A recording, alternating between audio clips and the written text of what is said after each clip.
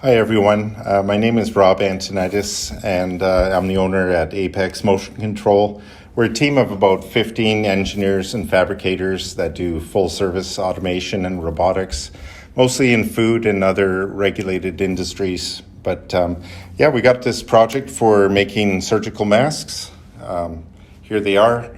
We have to make about 40 million of them per month, which is probably about 1.5 million a day. So one really tricky thing about masks is we can make them at the machine and in these nice stacks, but any time you do any kind of conveyor transfer, they're going to bump over and not stay in a nice stack. So we decided on this conveyor system from Dorner, which is a flex move pallet system. And basically the masks are going to end up on these pallets. On each of the platforms you see there, we're going to put some uprights so that we can keep the stack nice and vertical. And the other bonus is we're going to put a RFID tagging system on each pallet so that we can keep track of exactly which machine made which stack of masks. And then once it gets boxed and packaged, we can store that information with the lot code that's printed on the box so that if there's a recall, we can limit it only to one machine. So basically I'll show you what the mask machine looks like. This is it. Basically the fabric comes in on the right here. It gets folded and pleated.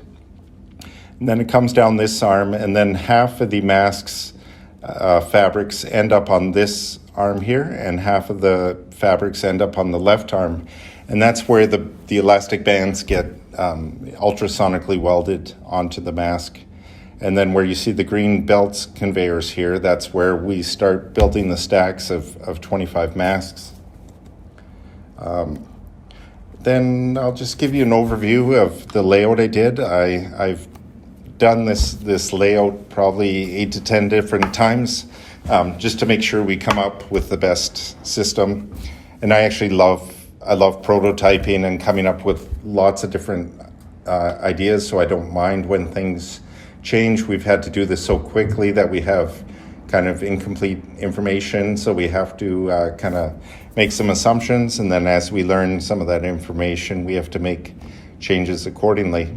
So basically we're providing all these green conveyor belts, the blue conveyor belts, and then the pink conveyor belt going out.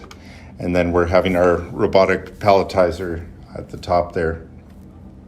So our robotic palletizer is called the ZFP, and this is it basically. It will take the finished stacks of masks, which are in cases now, and then we'll put them on a pallet. And this is kind of a cool palletizer because there's not very many out there that can work without guarding. So it's very safe to work with people, and it's a good application. I'll show you what the timeline is like.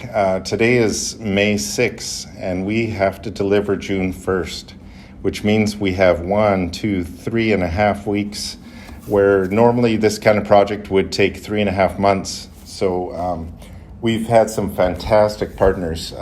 Dorner, who provides all the conveyor lengths and raw materials.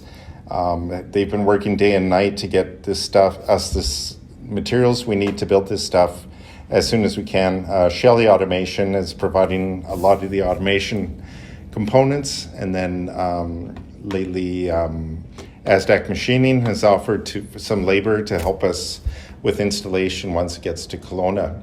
And just super proud that Apex can be part of this project to fight COVID, and just love to see Canadian companies coming together, even competitors just rolling up their sleeves to get this done.